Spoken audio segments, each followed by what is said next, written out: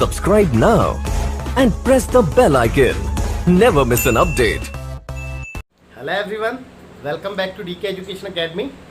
बच्चों, आज हम करेंगे मिसलेनियस एक्सरसाइज के कुछ क्वेश्चंस जो बच गए थे। That is question number 11 to 16। देखते हैं, जितने भी पॉसिबल होंगे उनको करते हैं। चलो देखते हैं, स्टार्ट करते हैं। तो chapter first sets, class 11th mathematics, miscellaneous exercise, question number 11 to question number 16। तो स्टार्ट करते हैं। Very first question, that is question number 11। मैं लिख देता हूँ एक बार। क्वेश्चन नंबर 11 जो कि पेज नंबर एनसीईआरटी में 27 पे है। और जैसा कि मैं हमेशा कहता हूँ कि जब भी आप लेक्चर को देखें, आपके पास एनसीईआरटी होनी चाहिए और एक बुक, क्या कहते हैं, नोटबुक और पेन, है ना। चलिए देखते हैं। मैं क्वेश्चन रीड कर रहा हूँ और आप देख सकते हैं बोर्ड पे। कहता है कि let A and B be sets. भाई ए और बी दो सेट्स हैं। कहता है कि इफ़ ए इंटरसेक्शन एक्स, यानी कि it is given that A intersection X is equal to B intersection X, okay, और इक्वल टू 5। ये दोनों की ही वैल्यू 5 है, ठीक है। And A union x, A union X equal to B union X,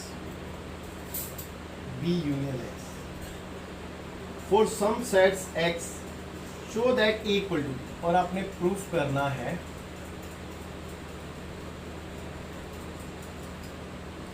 A set A और set B both are equal. भाई दोनों इक्वल हैं, खैर वो तो बात की बात है और कोई दिक्कत भी नहीं है।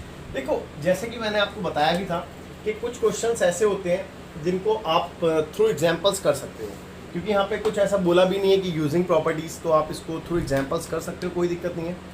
तो हम दोनों ही मेथड देखेंगे, है ना, जो आपको कंफर्टेबल लगे आप उससे करना। बाकी कई बार टीचर पे भी डिपेंड करता है कि कुछ टीचर्स जो एग्जाम्पल्स के थ्रू हम क्वेश्चन को सॉल्व करते हैं उनको नेगलेक्ट कर रहे होते हैं ना, यानी कि वो कहीं ना कहीं उनका विरोध करते हैं, तो उसमें मार्क्स नहीं देते हैं। तो दोनों मेथड में करा रहा हूँ इसीलिए। देखो, पहले मैं थ्रू एग्जांपल बता देता हूँ आपको, उसमें हिंट दूंगा, मैं प्रॉपर नहीं बताऊँगा, साइड में बता देता हूँ। और देखो, मैंने लेट कर लिया एक सेट ए। अच्छा, क्योंकि मुझे इन दोनों को प्रूफ करना है और यूजिंग दिस कंडीशन, तो मैं इसका उल्टा लेके कर लूँ, यानी कि मैं मान लेता हूँ ये दोनों इक्वल है और मैं ये दिखा दूँ कि ये दोनों कंडीशन सेटिस्फाई हो रही है, तो मतलब बात एक ही है ना। तो चलो मैं ऐसे ही कर लेता हूँ। भाई मैंने लेट कर लिया कि ए और बी इक्वल है, और ए जो है वो है, मान लो कि 1 2 है, लेट से 1 2, और अगर ए इतना है तो फिर बी भी इतना ही होगा भाई, क्योंकि ए और बी तो इक्वल है ना। ओके, अब चलो एक्स देख लेते हैं, क्योंकि एक सेट एक्स भी है यहाँ पे। लेट से 3 4 ले लेते हैं। अब मैंने इन कंडीशन को दिखा, देखो ए इंटरसेक्शन एक्स, तो ए का इंटरसेक्शन एक्स के साथ, भाई इंटरसेक्शन मतलब कॉमन होता है। देखो ए सेट ये रहा और एक्स सेट ये रहा, दोनों में कुछ कॉमन है, नथिंग इज कॉमन, यानी कि 5। तो ए इंटरसेक्शन एक्स। अब बी इंटरसेक्शन एक्स भी देख लेते हैं। तो बी इंटरसेक्शन एक्स, तो बी भी सेट यही है और एक्स ये रहा, दोनों में कुछ भी कॉमन नहीं है, तो यहाँ पे भी 5 मिल गया आपको, है ना। ओके, यानी कि देखो ये वाली कंडीशन तो सेटिस्फाई हो गई, फुलफिल हो गई, है ना। अब अगर ये वाली कंडीशन भी फुलफिल हो जाती है तो हम ये कह सकते हैं कि दोनों सेट इक्वल ही थे, ठीक है। तो देखते हैं एक बार। So A union B, sorry A union X calculate करना है ना, तो ए यूनियन एक्स देखते हैं। देखो ए सेट ये रहा, एक्स ये रहा, यानी 1 2 3 4 ये सारे सेट एलिमेंट रहेंगे 1 2 3 4। अब बी यूनियन एक्स और देख लेते हैं एक बार। तो बी सेट है आपके पास सेम 1 2 और एक्स सेट है 1 2 3 4। इट मीन्स ये भी कंडीशन फुलफिल हो गई है ना। तो आई होप आपको समझ में आ गया होगा, और बाकी देखते हैं, अभी कंटिन्यू करते हैं, ठीक है। हाँ, तो बच्चों अब दूसरा मेथड देखते हैं। बिफोर मैं इसको रफ नहीं कर रहा हूँ, क्योंकि कहीं ना कहीं मैं आपको ये चीज़ से रिलेट कराऊंगा जिससे कि ये बहुत अच्छे से आपको क्लियर हो, है ना। तो इसीलिए मैं इसको रफ नहीं करूँगा और देखते हैं। देखो, सबसे पहले कि वी नो, भाई हम ये जानते हैं, क्या जानते हैं कि ए सेट का इंटरसेक्शन, ए सेट का इंटरसेक्शन अगर हम निकाल रहे हैं ए यूनियन एक्स के साथ, तो वो क्या आएगा। तो पहले ये देख लेते हैं कि वो क्या आएगा। अब देखो ए यूनियन एक्स को देखो, ए यूनियन एक्स आपने निकाला था, ये रहा है ना, यही है।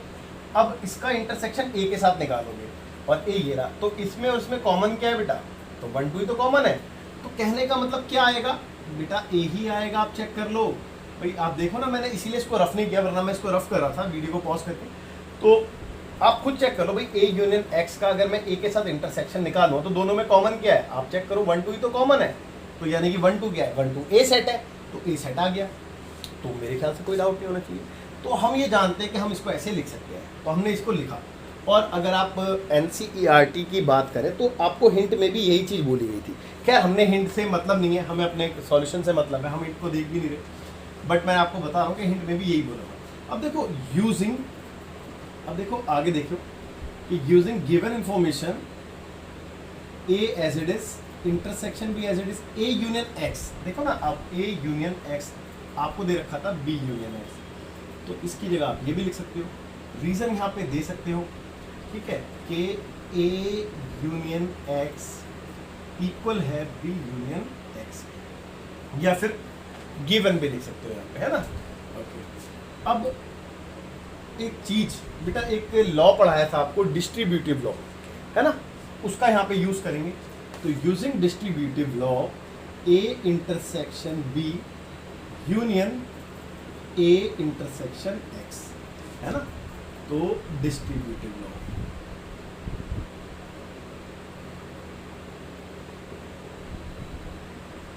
आई होप आपको याद होगा, कोई दिक्कत नहीं है। तो देखिए ए एज इट इज चल रहा है, ए इंटरसेक्शन बी का कुछ नहीं कर सकता था मैं फिलहाल, तो मैंने कुछ करना जरूरी भी नहीं समझा, है ना, मैं कुछ कर नहीं सकता था तो मैंने करना जरूरी भी नहीं समझा। Union as it is. अच्छा, ए इंटरसेक्शन एक्स की बात करूँ तो आप चेक करो, ए इंटरसेक्शन एक्स तो फाई है, तो भैया ये फाई आ गया। अब ध्यान से देखो, इसका ये एक सेट है, लेट्स से कि ये मान लो कि ये एक्स सेट है ना, और इसका यूनियन आप किसके साथ निकाल रहे हो, फाई के साथ निकाल रहे हो, तो इन दोनों का क्या मिलेगा आपको रिजल्ट, एक्स ही तो मिलेगा, क्योंकि फाई तो कुछ है ही नहीं भाई, इसके भी सारे आ जाएंगे, इसके भी सारे, तो इधर तो कुछ था ही नहीं, यानी कि एक्स ही तो आएंगे। तो यानी कि आपको अगले स्टेप में क्या मिलने वाला था, ए इंटरसेक्शन बी ही मिलने वाला था, और ये आपकी पहली इक्वेशन या फिर पहली स्टेटमेंट, वॉट एवर कुछ भी कह लो आप, क्योंकि इक्वेशन भी कह सकते हो क्योंकि दोनों साइडें हैं हमारे पास, सो दैट्स वाई, है ना। तो आई होप यहाँ तक समझ में आया होगा। तो आगे देखते हैं, क्योंकि अभी हमारा क्वेश्चन प्रूफ नहीं हुआ है। तो सिमिलरली वी कैन से कि B इज इक्वल टू, भाई इसी तरीके से मैं B के लिए भी तो कह सकता हूँ, B इंटरसेक्शन, सॉरी यूनियन लिखा था मैंने, इंटरसेक्शन। भाई आप खुद देखिए कि मैं B के लिए भी तो ये बात कह सकता हूँ ना, जब मैं A के लिए ये बात कह सकता हूँ तो ये बात मैं B के लिए भी कह सकता हूँ। तो आई होप आपको यहाँ तक भी कोई डाउट नहीं होगा। अब देखते हैं आगे। तो बेटा B as it is equal to B intersection, देखो B यूनियन एक्स किसके इक्वल है, A यूनियन एक्स के इक्वल है, तो इसकी जगह मैंने A यूनियन एक्स लिख दिया, है ना। ओके, अब इसका रीज़न आपने देना हो तो आप दे सकते हो, चलो मैं गिवन ही लिख देता हूँ, है ना। और यहाँ पे यूज़ कर रहे हैं हम डिस्ट्रीब्यूटिव लॉ, तो B intersection A union B intersection X, भाई यूजिंग डिस्ट्रीब्यूटिव लॉ यही आएगा ना, और यहाँ पे आप लिख सकते हो कि bye distributive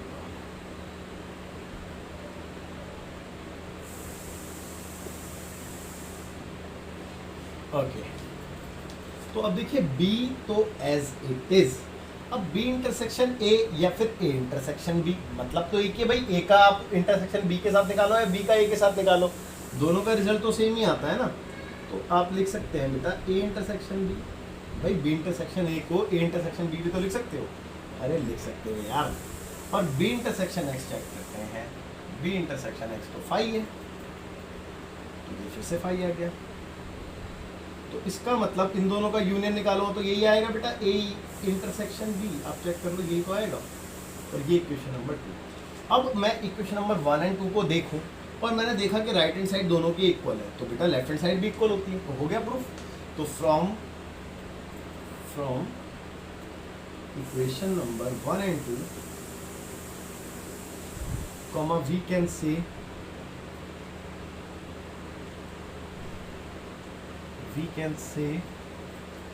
A is equal to B, hence proved.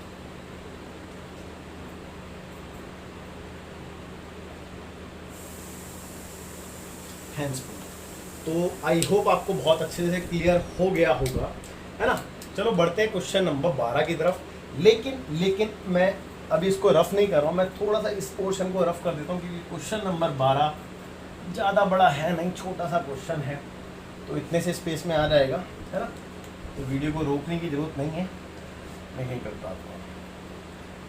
Question number 12 page number same 27 NCERT की समस्या है।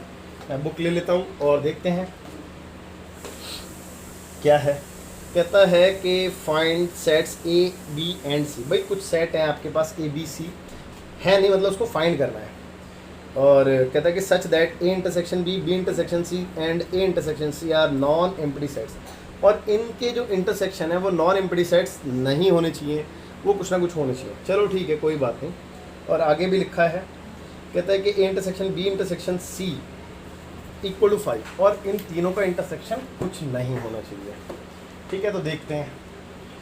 देखिए बेटा, तो एक काम करते हैं, इन सारी कंडीशंस को ध्यान में रखना है। क्या कहते हैं हमारे पास condition? A intersection B, okay, B intersection C और C इंटरसेक्शन A। आपसे बोला था नॉन एम्प्टी होनी चाहिए। नॉन एम्प्टी मतलब ये फाई नहीं होनी चाहिए, है ना। फाई नहीं होनी चाहिए मतलब कुछ ना कुछ होना चाहिए। एक तो ये थी, और सेकंड ये था, सेकंड कंडीशन ये थी कि A intersection B intersection C ये आपके पास फाई आना चाहिए। तो जो इन चीज़ों का ध्यान में रखना है, और दैट्स इट। आपने ऐसे एग्जांपल देना है। तो देखिए, मैंने लेट कर लिया एक सेट A 1 2 मान लें। अब क्योंकि 1 2 माना है, अब मैंने B सेट मानना था, और B सेट मानते हुए ये ध्यान भी रखना था कि जब मैं A और B का इंटरसेक्शन निकालूं तो फाइन आए, मतलब कुछ ना कुछ कॉमन आना चाहिए। तो मैंने B को इसीलिए 2 3 ले लिया भाई, क्योंकि एक एलिमेंट तो एटलीस्ट मैं कॉमन दिखाऊंगा ना, तो इसीलिए। अब C सेट में ऐसा मानूंगा कि जब मैं B और C का इंटरसेक्शन निकालूं तो वहाँ पे भी कोई ना कोई एलिमेंट आना चाहिए। तो लेट्स से मैं 3 4 ले लूँ, ठीक है। अब देखते हैं कि कंडीशन फुलफिल हो रही है या नहीं हो रही। तो मैंने A इंटरसेक्शन B कैलकुलेट किया। देखो A ये रहा, B ये रहा, दोनों का इंटरसेक्शन क्या आ रहा है? 2 आ रहा है, चेक कर लो। अब मैंने B इंटरसेक्शन C कैलकुलेट किया, तो B इंटरसेक्शन C आप देख सकते हैं दोनों में इंटरसेक्शन 3 है, और C इंटरसेक्शन A कैलकुलेट किया। तो C इंटरसेक्शन A अगर मैं कैलकुलेट करता हूँ तो आप देखिए इन दोनों में कुछ भी कॉमन नहीं है ना, इन दोनों में कुछ भी कॉमन नहीं है। तो मैं यही चीज़ आपको बता रहा था कि बेटा जब ये सेट आप लेट करोगे तो आपने बहुत ज़्यादा ध्यान रखना है कि इन दोनों का इंटरसेक्शन फाइन आ जाए, C और A का इंटरसेक्शन फाइन आ जाए। हमने इन दोनों का तो देखा, लेकिन इन दोनों का नहीं देखा। तो इन दोनों का हमने फाइन नहीं बनाना था, तो इसीलिए इस 4 को मैंने क्या लिख दिया? 1 लिख दिया। और देखो इस चीज़ से कोई इफेक्ट भी नहीं आएगा, आप ध्यान से देखना। A इंटरसेक्शन B देखो, इन दोनों का इंटरसेक्शन 2 था, बिल्कुल। B इंटरसेक्शन C देखो, भाई इन दोनों में कॉमन क्या है? 3 है। अब A और C में इंटरसेक्शन देखो 1 है ना, आप देख सकते हैं। तो आपकी ये तीनों कंडीशन तो सेटिस्फाई हो चुके हैं, फुलफिल हो चुके हैं, कोई दिक्कत कोई परेशानी नहीं। लेकिन अभी चौथी कंडीशन भी है, उसका भी ध्यान रखना है। But A intersection B intersection C, आप ध्यान देंगे कि इन तीनों में कुछ कॉमन है या फिर नहीं है। तो देखो A B C में भाई 1 इसमें नहीं है, इसमें है 2 3, मतलब कुछ भी कॉमन नहीं है ना। तो ये मैं डायरेक्ट ही 5 लिख दूँ बेटा। तो बच्चे ये आपको 3 सेट फाइंड करना है, ठीक, ये आपने कर लिए और यही आपका आंसर है, ठीक है बेटा। तो आई होप यहाँ तक भी कोई डाउट नहीं होगा। और देखते हैं इसके आगे क्वेश्चन नंबर 13। बच्चों क्वेश्चन नंबर 13 ठीक ठाक क्वेश्चन है। कहते हैं कि in a survey of 600 students, भाई देखो 600 लोगों का सर्वे हुआ है, तो इसका मतलब ये नहीं है कि ये यूनियन हो, ऐसा भी हो सकता है यूनिवर्सल हो, और ऐसा भी हो सकता है ये यूनियन हो। डिपेंड करता है बच्चे क्वेश्चन की लैंग्वेज पे या फिर जो इन्फॉर्मेशन आपको गिवन है उस पर, है ना। चलिए आगे बढ़ते हैं। फिलहाल तो कहते हैं कि अभी चलो फिलहाल तो मैं इसको कह सकता हूँ कि ये यूनिवर्सल सेट है, तो n of u equal to 600, equal to 600, n of u जो है वो 600 है। और आगे देखते हैं, कहता है कि in a school 150 students were found to be taking tea. भाई 150 स्टूडेंट्स ऐसे हैं जो टी लेना पसंद करते हैं। और दूसरी इन्फॉर्मेशन जो है 150 वाले के बाद कहते हैं 225 कॉफ़ी लेना पसंद करते हैं। यानी कि सबसे पहले लेट कर लो, let A be the set of students who take tea and B be the set of students who take coffee. Okay, अच्छा जरूरी नहीं टी और कॉफ़ी को आप ए और बी से डिनोट करो, आप टी एंड सी से भी डिनोट कर सकते हो, आपकी मर्जी है, कोई दिक्कत नहीं है। मैंने यहाँ पे ए और बी से डिनोट किया है। तो एन ऑफ ए की अगर मैं बात करूँ तो यहाँ पे आपको गिवन था 150 and n of B is equal to 225। Okay, so आगे देखते हैं। आगे कहता है कि 100 were taking both tea and coffee, यानी कि 100 ऐसे स्टूडेंट्स हैं जो टी एंड कॉफ़ी दोनों लेना पसंद करते हैं, यानी कि इंटरसेक्शन है। तो A intersection B is equal to 100। अब आपसे आगे बोला गया है, कहते हैं find how many students were taking neither tea nor coffee, यानी कि आपने ऐसे स्टूडेंट्स बताने हैं जो ना तो टी लेते हो और ना ही कॉफ़ी लेते हो। तो बेटा देखेंगे ध्यान से, ठीक है। यानी कि कहने का मतलब ये कि मैंने आपको देखो बताया भी था कि नीदर ए नॉर बी का मतलब A complement intersection B complement होता है। इट मीन्स आपसे ये फाइंड करने को बोला है। देखो थोड़ा सा वेन डायग्राम से भी समझो इस बात को। वेन डायग्राम की अगर मैं बात करूं तो यहाँ पे ये ए है, ये बी है, मतलब ये टी लेते हैं और ये कॉफ़ी लेते हैं। तो इसने ये चीज़ मांगी आपसे कि ऐसे स्टूडेंट बताओ जो टी और कॉफ़ी दोनों ना लेते हो। तो बच्चे इसका मतलब यहाँ वाले स्टूडेंट्स मांगे गए हैं। तो अगर यहाँ वाले स्टूडेंट्स मांगे गए हैं तो आई होप यहाँ तक को तो कोई डाउट नहीं होना चाहिए। मतलब हमें ये क्लियर हो गया है कि अगर ये वाले पोर्शन मांगा है और ये यूनिवर्सल सेट है तो इसका मतलब ये यूनिवर्सल सेट ही होगा। क्योंकि देखो ना, अगर ये यूनियन होता तो इसके अंदर अंदर की चीज़ें आई होती, तो बाहर वाली चीज़ हम कैसे फाइंड आउट करते भाई। आप खुद सोचिए कि अब अगर इसने बाहर वाले पोर्शन मांगा है तो इसका मतलब ये वाला सेट गिवन है, हमें यूनियन गिवन नहीं है। मतलब हमें क्वेश्चन से पता चल गया कि यूनिवर्सल सेट है। और दूसरी बात, अगर अभी भी फील नहीं आया है तो अभी क्वेश्चन बाकी है मेरे दोस्त, ध्यान से देखेंगे। देखो ना, इस चीज़ को फाइंड करने के लिए मैंने आपको पढ़ाया था डी मॉर्गन्स लॉ। आपको याद होना चाहिए कि मैंने आपको बताया था कि N of A complement intersection B complement को आप ऐसे भी लिख सकते हैं कि N of A union B का होल कॉम्प्लीमेंट। मैंने बताया था, आपको याद होगा, ठीक है। और अब ये तो इसको क्या कहते हैं बेटा, डी मॉर्गन्स लॉ है ना, बाय डी मॉर्गन्स लॉ। अब इस चीज़ को फाइंड करने के लिए भाई किसी का भी कॉम्प्लीमेंट कैसे फाइंड करते हैं, उसको यू में से माइनस करते हैं। यू क्या है, यूनिवर्सल सेट। तो N of A union B को माइनस कर दिया मैंने। अब आप खुद एक बात सोचिए, अगर ये यूनियन होता तो भैया मैं यू कहाँ से लाता यहाँ पे। आप खुद देखिए ना, अगर ये यूनियन होता तो मैं यू कहाँ से लाता। यूनियन तो मैं कैलकुलेट कर सकता हूँ क्योंकि इसका मेरे पास फॉर्मूला है, बट यू मैं कैलकुलेट नहीं कर सकता। तो यहाँ से भी मेरे को पता चलता है कि ये यूनिवर्सल सेट ही है, यूनियन नहीं है। चलिए अब ध्यान से देखेंगे, N of U as it is, इसकी बात करें माइनस, यहाँ पे मैं एक बड़ा ब्रैकेट लगा देता हूँ। इसका हम पे एक रूल है N of A plus N of B minus N of A intersection B. Okay, तो देखिए अब मैं सबकी वैल्यू डाल रहा हूँ। इसकी वैल्यू थी 600 माइनस एन ऑफ ए की वैल्यू है 150 प्लस बी की वैल्यू है 225 माइनस इंटरसेक्शन मीन्स 100। ओके, तो यहाँ तक भी कोई डाउट नहीं होगा। 600 एज इट इज माइनस, इन सब का कैलकुलेशन देखते हैं भाई। 200 और 375, भाई देखो ना, 200 और 300, 50 और 25, 75, तो 375 माइनस 100, 275। सॉरी 275 को मैंने 227 लिख दिया है। 275 और माइनस करके आता है 5 का 5, 9 में से 7 गया तो 2, और यहाँ पे रह गया 5 में से 2 गया तो 325। आई एम श्योर कि यही आंसर होना चाहिए। तो ऐसे इतने स्टूडेंट्स हैं जो ना ही चाय पीना पसंद करते हैं और ना ही कॉफ़ी। बट मुझे चाय बहुत पसंद है भाई, पहले बता दूं मैं आप लोगों को। मुझे चाय तो इतनी पसंद है कि बेटा पूरे दिन में मतलब ये कह लो कि हर एक क्लास के बाद एक चाय लगती है। मैं इसका एक बार आंसर चेक कर लूँ, ठीक है, और फिर आगे देखते हैं क्या बचा है हमारे पास और क्या नहीं।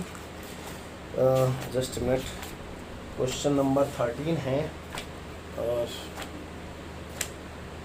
पहले चैप्टर का मिसलेनियस एक्सरसाइज, दैट्स इट।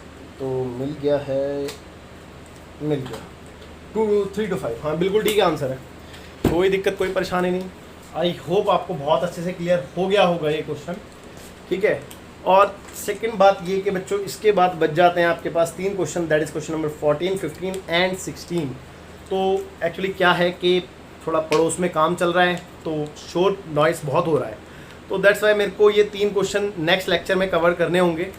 मैं फ़िलहाल आपसे क्षमा चाहता हूँ, ये लेक्चर यहीं तक रहेगा और अगले लेक्चर में मिलते हैं। अगले लेक्चर में इसको ये इंटायर चैप्टर ख़त्म हो जाएगा और उसके बाद फिर हम नया चैप्टर स्टार्ट कर लेंगे। बाकी फ़िलहाल के लिए bye, take care, thank you so much, bye.